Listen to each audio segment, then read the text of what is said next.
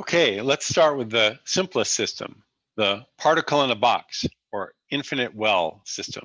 Okay, of course, we've already solved this problem back when we talked about matter waves. So now we're just going to go through it more carefully using, beginning with Schrodinger's equation. And this will give us, this will help us learn more about the system, but it'll also give us some insight in how to apply Schrodinger's equation to other problems. Okay, it'll be like a test case. All right, hang on, let's take a look. Okay, very good. So we're going to approach the infinite well problem. In this problem, the potential energy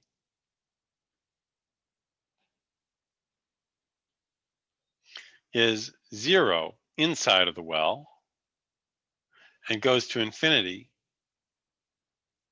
outside of the well.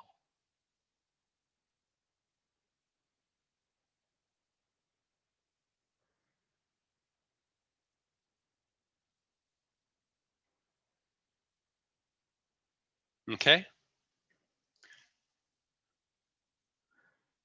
Okay.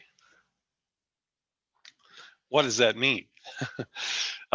It means that the particle, if we imagine a particle trapped in this system, that the particle will behave like a free particle inside the well. Okay, if we write down Schrodinger's equation in this part of in this region, it'll be minus h bar squared over 2m psi double prime is equal to E times psi double prime. I'm sorry, times psi. Okay? And from the form of this equation, we know that the result will be a harmonic function or complex exponential of this form. So one solution looks like this: C times e to the I kx. And another solution would be this: B times e to the minus I kx. Either of those would solve this differential equation if we substitute it in, and their sum will as well. Okay? So this is what the wave function looks like inside.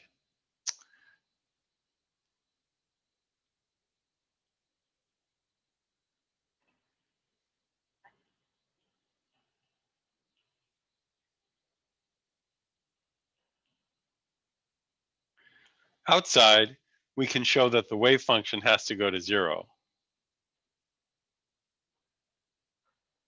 Okay? The way we can do this is to realize that outside, whatever the energy is, the potential energy is much larger, infinitely larger. Since the potential energy is greater than the energy, we know from our consideration of the step potential problem that the wave function will be an exponentially decaying function in the barrier. And the rate at which it decays, okay, is determined by how much larger the potential energy is than the kinetic energy. Since the potential energy is going to infinity, that means the penetration depth is going to 0. And that's our support for this problem, for this result. Okay, now that's a solution, but that's a general solution. Now we need to impose the specific restrictions of this problem. That is, we have to impose the boundary condition.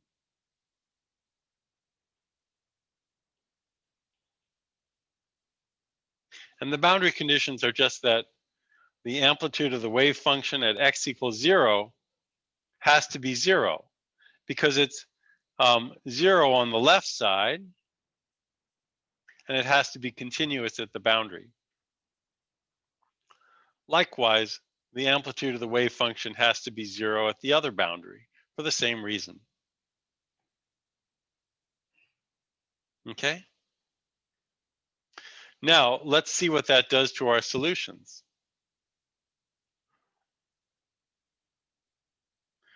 So if we put in x equals 0 for our general wave function here, we just get c e to the I0 plus b e to the I0, or c plus b, and that has to equal 0 according to this first boundary condition.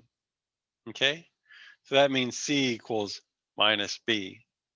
And we can write our wave function then inside the well as c times e to the I kx minus, I'm sorry, plus,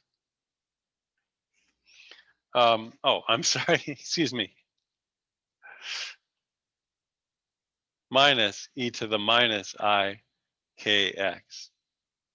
And if you look at this, you'll realize that this is just a sine function. It's proportional to a sine function, okay? So that we can rewrite our wave function as some other constant times the sine of kx. We don't yet know what the constant is, so it doesn't really matter if we add a constant factor to it. So this is what the wave function looks like inside the well. And this wave function is guaranteed to match the boundary condition that that psi of x goes to 0 when x equals 0. Now we have to look at the second boundary condition. The second boundary condition says that psi of L equals 0. So that means, from what we know so far, that A times sine of KL equals 0. And the only way this can be true is, well, trivially, A could be 0, but that's not a good choice. But the other way that this could be true is if the argument of the sine function were pi or 2 pi or 3 pi or so on. Therefore, we can say that k times L is equal to an integer times pi, where our integer can take on values 1, 2, 3, and so on. Okay?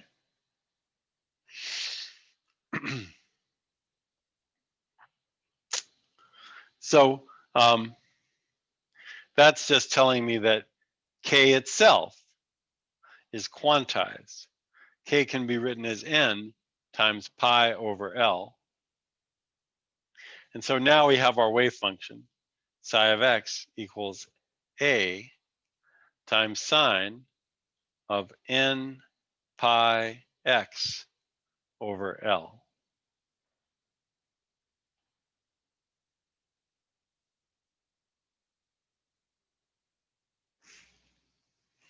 Okay? Great. Here, let's stop for a second. Okay, so now we found an equation for the wave functions for the particle in a box. And of course, this shouldn't be too new looking. This is really, we have found this before, but let's continue. So there are only certain allowed wave functions. The wave function that corresponds to n equals 1, psi of x is a times sine of pi x over L. So starting at 0, sine of 0 is 0, and then sine increases and increases, and then it decreases, so that when x is equal to L, the argument of the sine function is pi, and it goes to 0. Okay? For the n equals 2 state, the wave function looks like this.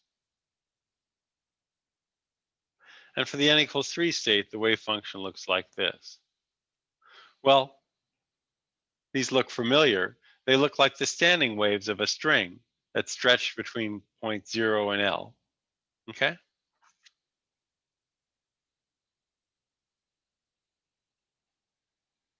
What does the probability density look like based on that? Well, the probability density is just the absolute value squared of the wave function. So it's no problem for us to draw that. I mean, mathematically, it's just the square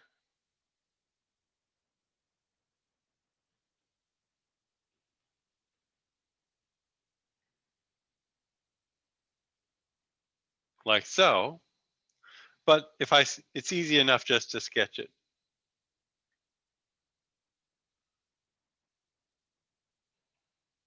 Okay?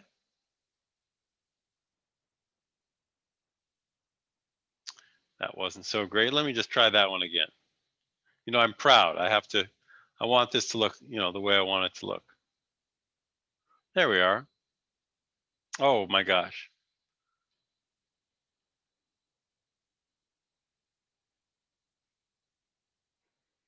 Okay. And here's the n equals 3 one. Boy, really horrible looking.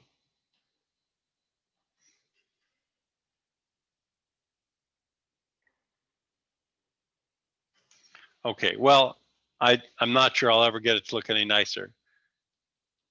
I hope you get the idea. It's just the square of the patterns we've drawn up above. Okay? Notice what we see here. At some places in the pattern we have nodes. In some places we have antinodes. But now these have a specific meaning.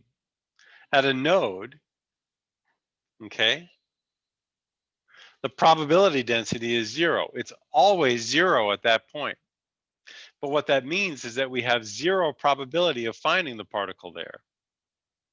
So we have a very small probability of finding the particle close to the edges of the particle of the box potential. For the n equals 1 state, we're most likely to find it in the middle. For the n equals 2 state, the probability to find it in the middle is 0. Okay?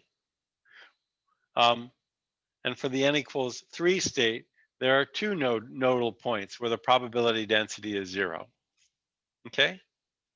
It's the functions are nothing new, but the interpretation maybe is new. That places where the probability density goes to 0 are places where we will never find the electron or the particle. Okay. Oh, sorry. Very good. This becomes particularly clear if we imagine comparing that to the classical probability density. Okay? In the classical case,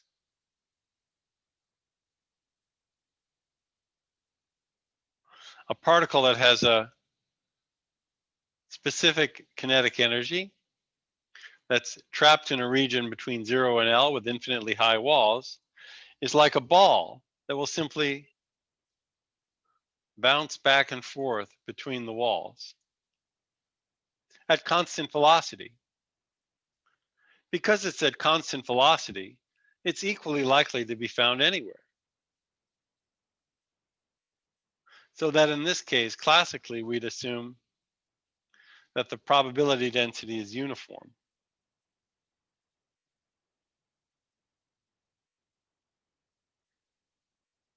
Okay? That's what we would get for the classical case. Notice how different the quantum case is.